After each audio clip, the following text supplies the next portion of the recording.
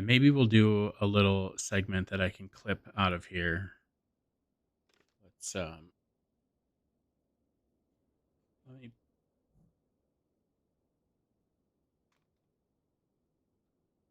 me pause that music for just a second. So we'll run through the checklist for starting the H145. We're in Auckland, New Zealand, and we're in the PG H145 with this really cool Los Angeles Fire Department livery, even though we're not in Los Angeles. But in the tablet, if you go in here under documents, you can actually pull up normal procedures. It's in there by default. So from here, we're just going to run through this list quick. Battery master switch is on, then engage.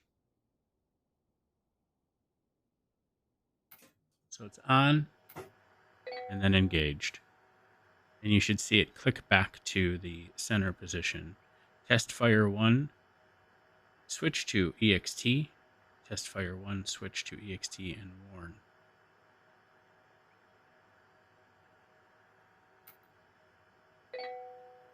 Should see these light up. Hear the tone. Fire. Engine 1 fire. Do the same thing for 2. Fire. Engine 2 fire. All right. Both of those are okay.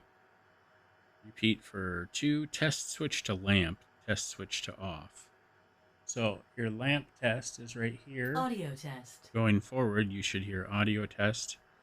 These should indicate. These should indicate. Everything looks like it's good. Turn that back to the center position. VMS page, we're going to press number. We should see a minimum voltage of 23.5 volts. We're at 24.3. So as long as we don't sit here for too long, we should be fine. VMS page, we've got our payload and crew, and then empty equipped, our total.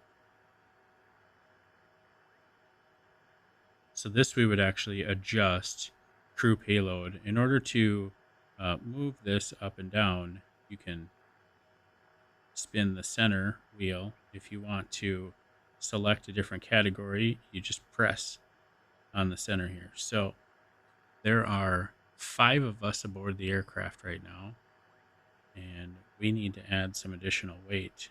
The outer ring will actually raise it by 100 each time you do that. Total fuel 345. That's correct. Total weight is 2670. So we can hit value then, and that will stop editing that. We'll hit previous. We should see our weight and performance parameters. On the message list, we've got quite a few different errors, messages in here. Really what we're looking for is for these to start to extinguish and go down. I did not hit the message acknowledgement button. Flight instruments, IESI, wait for alignment. That's done. External lights up here. This is your anti-collision light. We'll turn that one on. That means we can go on to page 2. From here, we're going to do fuel prime pump 1 and 2 switches to on. Those are located right here. Fuel prime pump 1 and 2. Engine 1 main switch to idle. Let's see if I can zoom in here. So we're going to monitor N1 for increasing levels. TOT, N2, NR monitor, they should be increasing. MGB oil pressure should be increasing. Hydraulic pressure. Then we should see startup test indicated down below. So I'm going to zoom back out so you can see this. N1 is increasing. TOT is increasing. Hydraulic is increasing. Our engine oil, MGB,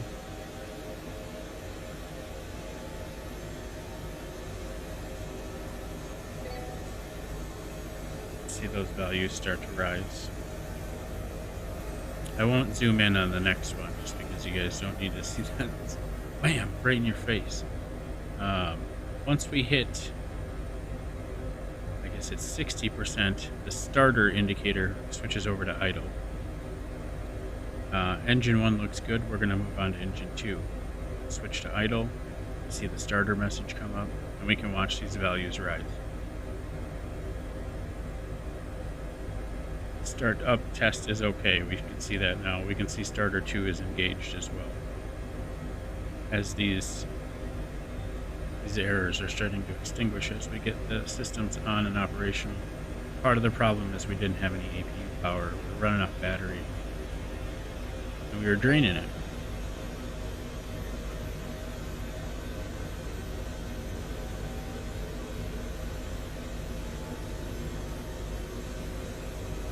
This switched over to idle, and one's at 72%.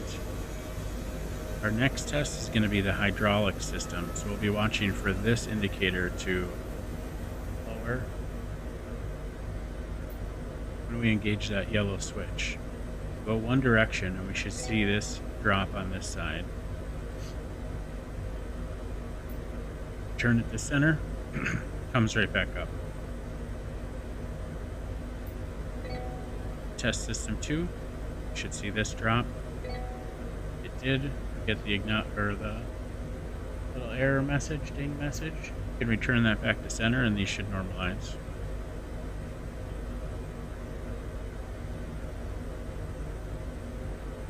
All right. So the next one we'll go through step by step, just so that you can see where they are if you're following this list. Pitot heat for pilot and co-pilot, both switches to on. Those are located right here. Pitot static heat for pilot and co-pilot are engaged. Avionics master switch 1 and 2 to on, and standby battery to on. Your Avionics master switch 1, 2, and your standby battery are all there. LAVCS needs to be switched to PIL. That is located just inside. So you got your knob, you've got your air conditioning, your wiper, and then the LAVCS.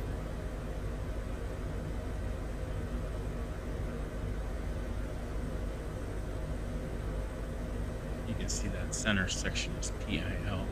I'm actually going to turn this FPS counter on. Sorry for the jerky movement. But now that's not smack dab in the middle of the screen. Alright, fuel prime pump, we turn those on to start the engines. We're going to turn those off, and we're going to turn on the transfer pumps. Fuel prime pump 1 and 2 are now off. Transfer pump. What's up, KW? Those two switches are now on. Exterior lights, we're going to turn on our position and strobe. Interior lights, EMEX, switch to arm. That is located here. The center position is arm. Cockpit packs ventilation as required. So this one is right here. And then if we need to, we can turn on air conditioning, but the temperature outside is not such that it would require that right now. Collective lever, full down. Test switch to lamp. Audio test. We should see DME hold, H1, or high, sorry. FMS1 and FMS2 are off. We're going to take the test switch, switch it to Preflight.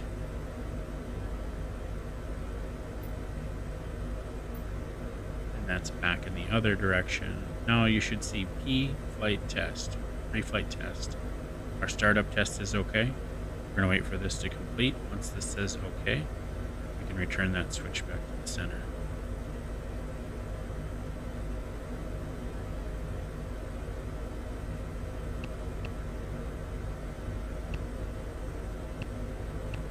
While we're waiting, I'm just gonna get this set up to go monitor flight plan here. If we need it, we'll pull the map up here. All right, pre-flight test is okay. Turn that back to center. Now, these next ones are usually something that's bound on your cyclic. I have a button that will engage the autopilot back up on. The up button is what we're going to engage, and we're looking for these to go out. So now that I did that, these extinguished. There's a second button that's cut. What's up, dude? We're going to press the AP backup cut. We should see these come in yellow. We get the chime saying that we made a change to it. We're going to press it again, and these two should turn to red. This is disengaging the automatic flight control system. By pressing up again, like we did the first time, we're going to have these turn off. We can check our beep trim in all 4 of the different directions. I know that those work. We're going to fix landing and searchlights. We can turn those on as required. We do not have floats engaged right now, but if we did, we would engage those by turning on or arming the emergency floats switch that's right here. So we don't need to turn on the fuzz burn. Emergency floats is off. There's no cargo hook right now on this helicopter, and our hoist is going to stay disengaged for the time being. We did turn our landing lights on. This is the switch for the high intensity searchlight if you have that equipped and you're going to use it. Other than that, I think we are okay. I have a button mount that will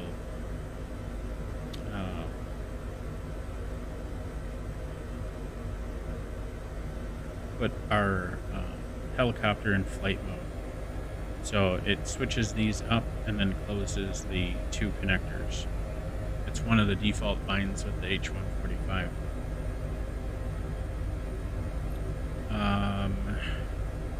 Next thing that we're going to do is we'll perform a hover flight. Let me zoom in here. We want our N2 NR number less than 101%. No warnings on the message list. So landing light is the only thing that's indicated right now. We've got pedals, we've got cyclic, we've got collective.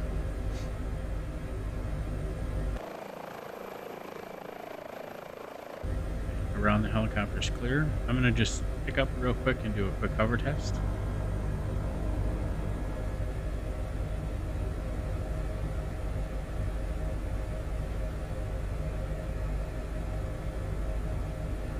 With the AFCS, we actually have kind of control of the helicopter here and pretty minute movements, but another thing that I have bound to a button, this helicopter has a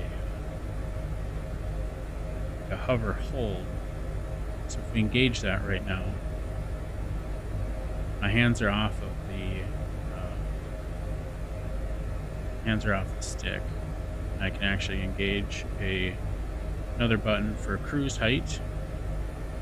You do get a little bit of a drop there, so that's one that you have to kind of keep an eye on. But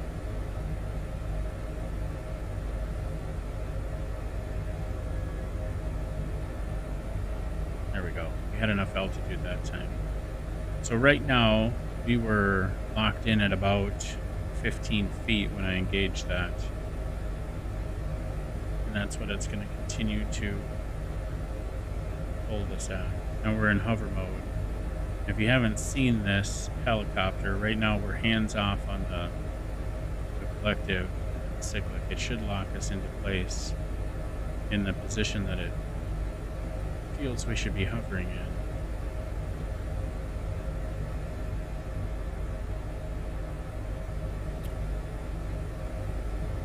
And once you're in the hold mode, and the helicopter kind of stops sliding on you. Now it's correcting.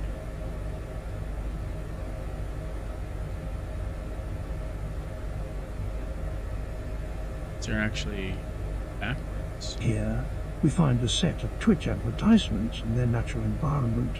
While disliked by many, their existence is vital to our natural world.